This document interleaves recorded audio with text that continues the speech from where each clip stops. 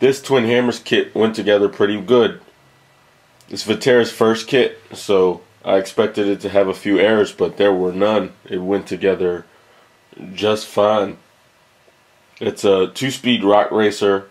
I'm not convinced on the styling, but not every RC car looks the way I'd like them to look. So we're going to deal with this one on performance. I don't think this really compares to anything else in my RC arsenal. It's got a completely kind of unique style to it. It's a little different than anything else I have. So real anxious to get this one out. I just finished it up and just going to talk about it a little bit before I get it out and get it dirty. Team Baxter. So as I said, this is Vaterra's first kit. I got this because it's so different from everything else that I have. It's got a solid rear axle and independent front suspension, so it should be real interesting out on the trail in the way that it handles the obstacles. I kind of like the look of it. It's growing on me. I do not care for the driver figure that's on the inside, but that's just a personal thing and easy to get over. The vehicle comes with a number of upgrades, but being that I don't have the ready-to-run version, I'm not quite sure which are upgrades and which come regular. The kit comes with a few upgrades like sway bars. Don't want to list them all because I'm not exactly sure which ones were upgrades and which ones came with the RTR. I know that this has metal gears, metal transmission gears, and the RTR does not. And I'm under the impression that the RTR doesn't have sway bar and a few other things, but the kit seemed to go together pretty solid. There's not a lot of slop in any of the parts. Seems pretty durable, so I'm anxious to get it out and test that. The shocks went together pretty good. The shocks are hit and miss in the RC world for me, and these seem to go together really nice. Really smooth, silky action, and they are aluminum. Again, I'm not sure if that's a feature that came with the RTR, but they're here in the kit version. Everything's small. It's really condensed, really tight build. The front end, it's got a lot of parts in there, but it's really tight and small. Little guides compared to the SCX-10, it's just a little smaller. There's a whole lot going on in the rear end that doesn't need to be there. Just rear tire. Really, after the battery mount, all the rest of that stuff kind of is useless or pointless, but actually I'm looking at that right now and it might look pretty cool if I cut that off, but we'll save that for the future. So it turned out to be a pretty cool truck. I'm glad I picked it up and glad I got to build it. I'm really glad I got to build it because it was so different than the other things that I've built. It's got like a Losi Mini 8 front end on here and a weird all new back end on it. It's got sort of a tub style chassis with all the electronics sitting in there. A little bit of a pain to get on the inside. I haven't done it yet, but I know there's quite a few more than 10 screws holding the roll cage on. I'd say between 12 and 16 screws holding the roll cage on. I think it might be easier just to go through the roof and work that way. Have a little maintenance work I'm going to be doing in the future, so I've been looking for an easy way to get into this thing, and I think that might be the easiest because the roll cage comes apart in a little bit of a section and it can kind of fold forward, so we'll work that way. As far as the build went, it went really nice. Everything went together extremely well. They provided grease, and this is one of the few times that I actually used the grease that came in the package. They came with Losi black grease, and that stuff adheres to everything you put it on. It spreads really well, and it holds. I really liked the way it went on, so I used that everywhere that required grease. All in the transmission, a few points in steering, in the wheel assembly, and etc. The manual did a good job of telling you where to put what. Some places it was a little unclear of where to put the screw holes. they have dotted lines showing you where the screws go in, but a lot of times the dotted lines kind of cross each other and go under each other, or sometimes they're missing altogether. Not too hard to figure out what you're doing, but and sometimes you have to pay a little bit of attention. They might give you a bag of screws that have 3 different screw sizes in there, and they're just 0.5 difference, so you kind of have to keep an eye out and make sure you're putting the right screw in the right hole. So they used a large assortment of sizes. I used 0.050, 1.5, a 2.0, a 2.5, of course the T-wrench, the cross wrench, and just a lot of tools to build this thing. I know a lot of trucks I've built kind of stay around that 2.0 size, the 2.0 millimeter driver. This one was all across the boards with all kinds of different drivers. So pretty cool, but I'm wondering how that's going to be when I have to take it apart. I'd say predominantly it uses 1.5 millimeter hexes. So that was probably the main tool I used between that and the 2.0, but it sure did use a lot of 0.050. The organization was the best I've probably ever seen in a kit. Section A in the manual went with parts bag A, and even the bags inside were separated, and the manual told you when it was switching bags in a lot of cases, so that was a really nice thing. The manual wasn't hard to read at all, other than this little screw item that I mentioned earlier.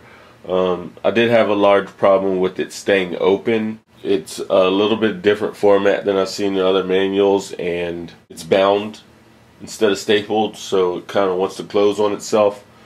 That's just a personal gripe, I know, but I really had a hard time kind of trying to crease the manual and keep it open and trying to set it up, and it's small potatoes, I know, but it was an issue that I had with the kit.